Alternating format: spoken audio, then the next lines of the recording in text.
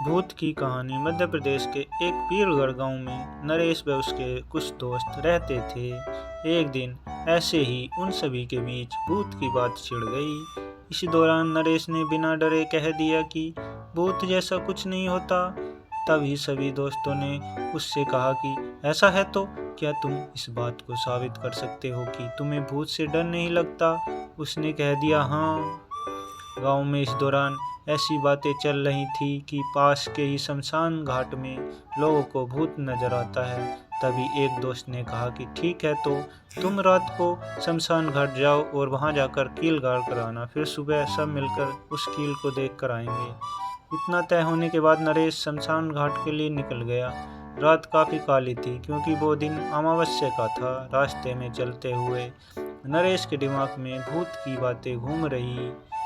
उसे डर भी लग रहा था, लेकिन दोस्तों के सामने हंसी होगी ऐसा सोचकर वो आगे बढ़ता रहा और शमशान घाट पहुंच गया। वहां पहुंचते ही नरेश ने कील को गाड़ने के लिए जेब से हथौड़ी निकाली और कील को जमीन में धीरे धीरे गाड़ने लगा। शोर ज्यादा न करने के चक्कर में नरेश काफी आराम से कील गाड़ रहा था।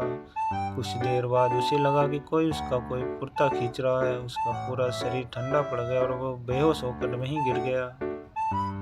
तभी नरेश का पीछा करते हुए शमशान पहुंचे उसके दोस्तों ने उसे उठाया और गांव लेकर आ गए। काफी देर तक जब नरेश को होश नहीं आया तो उस पर पानी के छींटे मारे। उनमें ही नरेश को होश आ गया और उसने बताया कि वो कील शमशान में गाड़ चुका था, लेकिन तभी कोई उसका कुर्ता खींचने लगा। वो डर गया। दोस्तों ने नरेश को बताया कि कोई उसका कुर्ता नहीं खींच रहा था। नरेश ने पूछा तो क्या हुआ था। तब उसके दोस्तों ने बताया कि उसकी कील को जमीन में वो गाड़ रहा था, उसी के नीचे कुर्ता भी दब गया था। इसी वजह से उसे लगा कि कोई उसका कुर्ता खींच रहा है।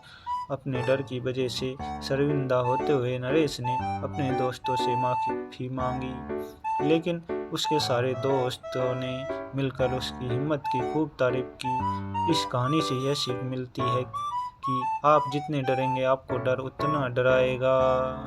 धन्यवाद।